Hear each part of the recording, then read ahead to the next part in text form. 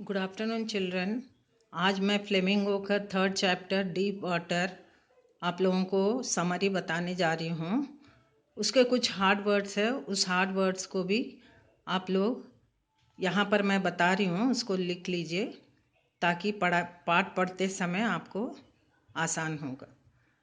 प्रेकेरियस मतलब डिफेक्टिव, जोखिम भरी, सबड्यूड ओवरकम काबू पाना, अवर्जन डिसलाइक, विमुक्ता रिवाइव्ड ब्रॉड बैक पुनर्जागृत, डक्ट डाइव्ड पानी में डुबाया जाना, टॉस्ड थ्रू अप उछाल दिया, नाइटमेयर ए फ्राइटनिंग ड्रीम डरावना सपना, थ्रॉब्ड पैल्पिटेटेड धड़कता था, terror stricken full of fear यानी background, dock a part of port. अब मैं पाठ को समझाने जा रही हूँ, समरी उसका। तो आप लोग ध्यान से सुनिए। डीप वाटर चैप्टर में विलियम डगलस अपने चाइल्डहुड के बारे में बताते हैं। वो बताते हैं कि चाइल्डहुड में कैसे उनको पानी का फियर था और क्या क्या स्टेप्स उन्होंने फॉलो करी। उस फियर को ओवरकम करने के लिए विलियम डगलस का एक बुक है। उस बुक का नाम है of man and mountains. William Douglas के इसी बुक से इस एस्से को लिया गया है।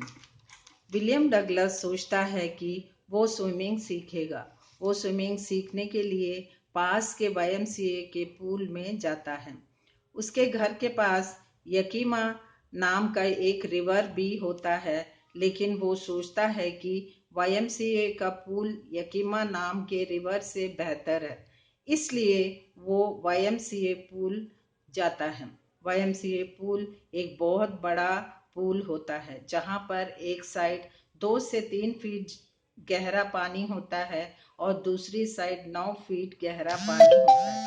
विलियम डगलस को पानी का फियर होता है और ये फियर उसको उसके बचपन से साथ था, क्योंकि एक बार वो अपने फादर के साथ यकीमा रिवर के किनारे पर जाता है तो वहां पर एक सी वेव उसके ऊपर से जाती है। इससे वह पानी के नीचे पूरी तरह दब जाता है। तब से उसको पानी का फियर हो जाता है। ये फियर उसके दिल में अभी तक रहता है। तो जैसे ही राइटर YMCA पूल के पास जाता है, उसका चाइल्डहुड फियर वापस उजागर हो जाता है और उसे पानी से डर लगने लगता है। तो वो पूल के किनारे पर खड़ा हुआ होता है और तब वहाँ वो अकेला ही होता है। लेकिन थोड़ी देर बाद वहां पर एक बड़ा लड़का आता है। वह लड़का राइटर से कहता है, हे स्किनी, और वह बड़ा लड़का राइटर को पूल में टॉस कर देता है। राइटर पूल के सबसे गहरा एंड पर था और राइटर धीरे धीरे नीचे जा रहा था। जैसे ही वह नीचे जा रहा था, उसके मन में एक विचार आ रहा था। वह सोच रहा था जैसे ही वह तले तक पहुंच जाएगा, वहां से एक बड़ी सी छलांग मारकर वहां ऊपर आ जाएगा और ऊपर आते ही वह तैर कर 9 फीट वाली साइड से 2 से 3 फीट वाली साइड पर चला जाएगा। लेकिन इसका बिल्कुल उल्टा होता है। जब विलियम डूब रहा होता है तो वहाँ 90 फीट की तरह लगता है और जैसे ही वह नीचे की तरफ जाता है तो वह एक बड़ी सी छलांग ऊपर मारने की कोशिश करता है, लेकिन वह जैसा एक्सपेक्ट करता है वैसा नहीं होता है। वह बहुत ही धीरे धीरे ऊपर पहुंच रहा था। उसके चारों तरफ पानी ही पानी था। वो अब सांस भी नहीं ले पा रहा था। विलियम आवाज देने की कोशिश करता है, लेकिन पूल के बाहर उसकी आवाज नहीं पहुंच पाती है।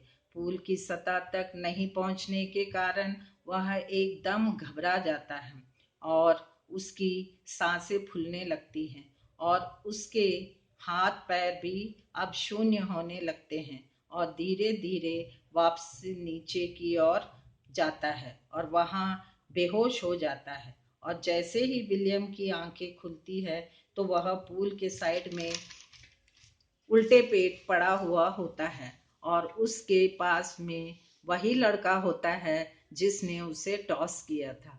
और वह लड़का विलियम से कहता है, मैंने तो एक छोटा सा मजाक किया था, तुम तो डूबने ही लग गए थे। लेकिन वो विलियम ही जानता था कि कैसे वो मौत के मुंह में पहुंच चुका था। इस इंसिडेंट का डर विलियम के दिल में बैठ जाता है और अब वह कभी स्विमिंग पूल के आसपास भी नहीं जाता। और बाय चांस वह कभी स्विमिंग पूल के पास चला भी जाता था तो उसके हाथ पैर फूल जाते थे और वह एकदम शून्य पड़ जाता था। बहुत दिनों बाद राइटर को फिर से स्विमिंग सीखने का मन लगता है और वह एक इंस्ट्रक्टर को हायर करता है। इंस्ट्रक्टर उसको स्विमिंग पूल पर ले जाता है और इंस्ट्रक्टर विलियम से 5 दिन स्विमिंग करवाता था। इंस्ट्रक्टर विलियम को स्विमिंग सिखाने के लिए उसके चारों ओर बेल्ट बांध दिया और उस बेल्ट से एक रस्सी बांधी, क्योंकि पुली से होते हुए स्विमिंग पूल के बाहर तक जाती थी। राइटर उसी रस्सी से बंधे होकर पूल के चारों ओर घूमता था और उसके डर को खत्म होने में 3 महीने लग जाते हैं। विलियम को रस्सी के सहारे तैरना आ जाता है। अब इंस्ट्रक्टर को पानी में सांस लेना सिखाता है। विलियम इस टेक्निक की बहुत बार प्रैक्टिस करता है और प्रैक्टिस करने के बाद उसे अब सांस लेने में दिक्कत नहीं होती है। इन सभी को सीखने के बाद इंस्ट्रक्टर विलियम को टांगे चलाना सिखाता है और इसकी भी विलियम को बहुत ज़्यादा प्रैक्टिस करवाया जाता है। अब विलियम को पानी का डर खत्म हो जाता है, लेकिन अभी भी जब कभी विलियम पानी के पास जाता है तो उसका बचपन वाला पानी का फियर वापस आ जाता है। तो इसी डर को दूर करने के लिए विलियम वेंटवर्थ जाता है और वहाँ पर वो ट्रिक्स आइलैंड से छलांग लगा लेता है और 2 मील की दूरी तय करने के बाद वह स्टैम्प्स एक्ट आइलैंड पहुंच जाता है और अब उसका पानी का फियर एकदम खत्म हो जाता है।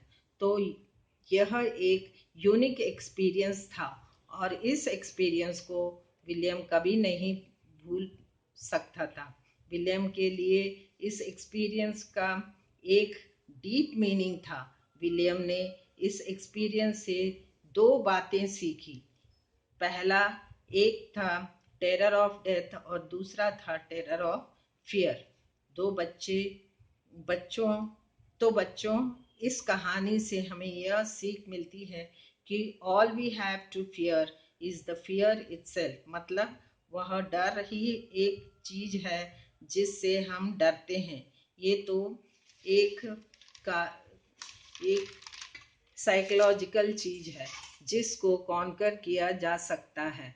जैसे ही महात्मा गांधी ने भी कहा है, strength does not come from physical capacity, it comes from its indomitable will. मतलब जहाँ चाह वहाँ राह। अगर आप मन से किसी चीज को चाहेंगे तो उसे जरूर पा लेंगे। तो बच्चों, आपको यह पाठ समझ में आ गया होगा। इसके कुछ इम्पोर्टेंट क्वेश्चंस मैं है वो मैं बाद में दूंगी। धन्यवाद।